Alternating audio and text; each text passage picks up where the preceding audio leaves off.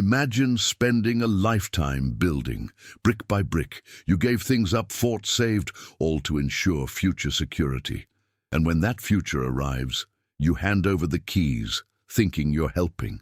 But what if, in protecting the ones you love, you're giving up on yourself? You've given something to your children, and then sat silently, filled with regret. It's not guilt. It's emotional confusion. It's the discomfort of giving so much and still feeling invisible. You did it with love. But even love needs boundaries. Stick with me until the end, because in this video you'll discover 7 things that may seem like acts of generosity, but could cost you your peace, your freedom, and even your dignity. And if this touches you, comment, "I choose my peace." And if this kind of conversation resonates with you, subscribe to the channel and leave a like. It helps this message reach those who need it most. 1.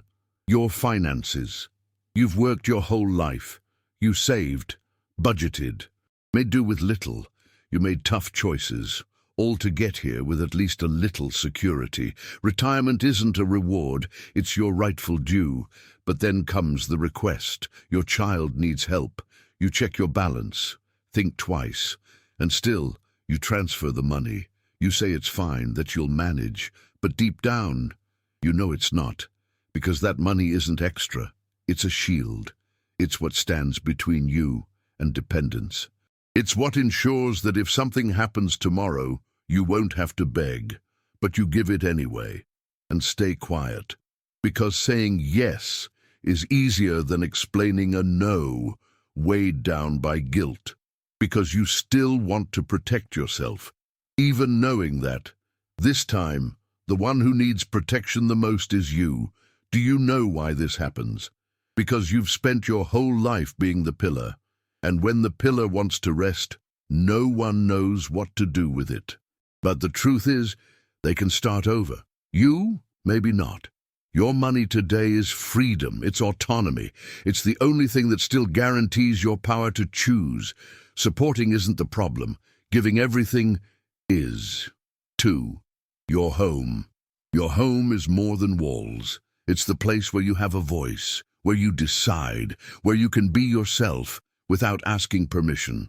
But suddenly, that begins to change. And almost always, it starts with a suggestion that seems harmless. Let's put the house in our name, it'll be more convenient. You want to avoid conflict. You want to protect your children, make life easier for them. And then you say yes. You sign a paper, but what looks like just a name change changes everything. Over time, your space starts shrinking. Your room is no longer just yours. The kitchen has new rules. The way they talk to you isn't the same. You live there, but you no longer feel like you own anything, and the hardest part is realizing that no one means any harm. No one is trying to push you out. But unintentionally, you're being edged out of your own story. Do you know why this happens? Because we confuse love with self-erasure. We confuse helping with giving up ourselves. But here's a truth that needs to be said. You are still alive. You still feel, think, decide. And you have the right to keep having a voice in your own home. Giving a home is a beautiful gesture, but giving everything away too soon is like ripping out your own roots. So before you hand over your name to someone else, ask yourself, do I still feel like I own this space? If the answer is no, it's time to reconsider. 3. Your medical and financial decisions. You're still here. You see, understand, feel. You know what you want and what you don't want. But without realizing it, people start making decisions for you. At the bank, someone says, "Let me handle your account. It'll be easier." At the doctor's office, someone already scheduled the appointment, already chose the treatment. And by the time you notice, you're just listening to what's happening in your own life without ever being asked. At first, it feels like help. It seems like care. And you even say thank you. But deep down, there's a feeling, do they not trust me anymore? Little by little, you're being pushed away from your own decisions, not out of malice, but because people think they're protecting you, and what was meant to be support becomes silence. And that's the risk. If you don't speak up, they decide for you. If you don't push back, they sideline you, even with the best intentions. But the truth is simple. You still have a voice, and you need to use it now while you still can. Trusting others is important, but trusting yourself is essential. You can accept help without giving up your say, because when you lose the right to choose, you lose a piece of your freedom. And if the day comes when you truly can't decide anymore, let people know exactly what you wanted, because you made it clear beforehand. Your voice still has power, and as long as it exists, it deserves to be heard. 4. Your time. Your time matters too. Just because you're retired doesn't mean your time is free for everyone else. Your time has value, it has limits, it belongs to someone, and that someone is you. But in daily life, it seems like everyone forgets that. You wake up, and there's already a task waiting. Someone asks for help, someone else needs a favor, and you say yes. Once again, the lunch you were going to prepare slowly gets pushed back. The afternoon nap never even started. The book, the walk, the outing, swallowed up by the list of things others decided you would do, and no one notices, because you're the one who's always there, always available, always present. But the one who always says yes eventually loses themselves. Do you know why this happens? Because out of love, you taught others that your presence was a guarantee, that you don't get tired, that you can do everything. But you can't, and you don't have to. You have a right to silence, to time that's yours alone, to a day free from other people's schedules. You don't have to fill your children's lives by giving up your own. Helping is beautiful, but helping too much without limits becomes self-abandonment. You can still be a support, but don't forget, you need time to exist too, time to breathe, to rest, to simply be. 5. Your debts. Debt is not a legacy, and no child should have to inherit the leftovers of a battle that wasn't theirs. But without realizing it, that's exactly what happens. You take out a loan here, swipe your card there, get a payroll loan to fix what no one else did, and you keep it to yourself because you believe that, with time, you'll manage. You don't talk about it, you don't mention it, and you try to maintain your dignity even when your name is no longer clean. But time passes, and fear creeps in. If I can't pay this, what will be left for my child? And the worst part, he has no idea. He doesn't know about the bill, the statements, the bank calls, and one day he might find out in the worst way, when you're no longer here to explain. This happens because you always believed you had to handle everything alone, that asking for help was weakness, that sharing your problems would be too much for others. So you held it in, like you always did. But maybe now it's time to do things differently, because the truest act of love is to sit down and get organized. Write everything out. See what can be paid off, renegotiated or closed. What you leave behind in life also teaches. And leaving things in order, even with little, says, I thought of you until the very end. You don't need to have extra money, but you do need to be aware of what you're leaving behind, so your child carries only your memory, not your burdens. 6. Your space. Your space is more than just a place. It's where your identity breathes, where every object tells a story, where silence belongs to you, where you move at your pace, speak in your tone, live in your time. And when that disappears, you start to fade with it. It all starts subtly. I'm just staying a few days. It's just temporary. Or the opposite. You move in, just until things settle. At first, it feels like affection, a chance to be closer. But soon, you feel the coffee doesn't smell the same. The house no longer sounds the same. What was once yours is now shared. But the respect has grown scarce. You wake up and someone is already in the kitchen. You go to the bathroom and wait in line. You sit on the couch and change the channel because someone else prefers something else. You start walking quietly, stepping lightly, swallowing your words, as if other people's presence required your absence.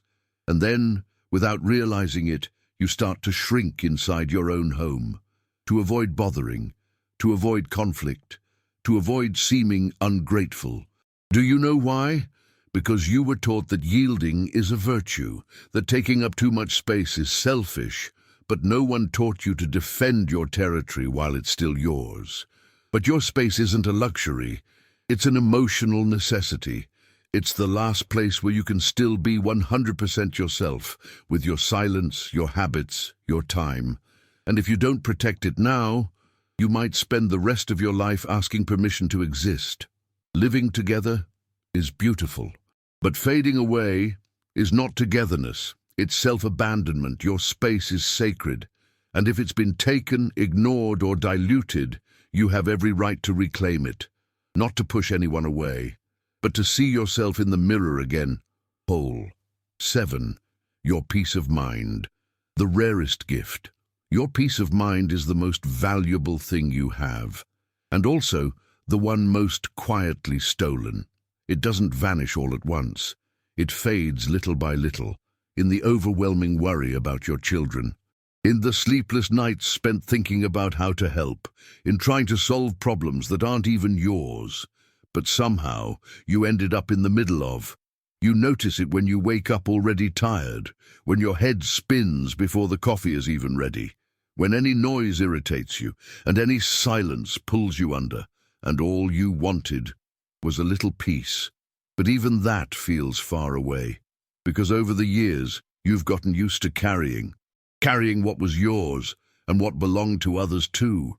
And now, when you could finally rest, you're still in the battlefield, even without a uniform, even without strength. Do you know why? Because you were taught that love means carrying, that caring means solving everything, but no one told you that love also means letting go. Those who love can also return what isn't theirs. You don't have to hold on anymore. Your son can handle his own life. Your daughter can learn from her own mistakes. You've done your part, and more than you needed to. Now, it's time to return to yourself, to say, this isn't mine, to stop carrying guilt, urgency, and responsibilities that no longer belong to you.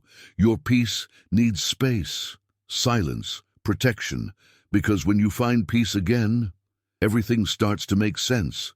Your body breathes easier, your mind clears, life slows down. And then you can truly say, now finally I am living. If this moved you, comment now. I choose to live light.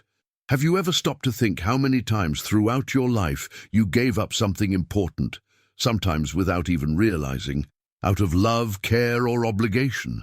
It could have been money in the bank, a space in your home, your freedom to decide, your time, or even your right to live in peace. These choices, often made with the best intentions, shape what we carry in our hearts and within ourselves.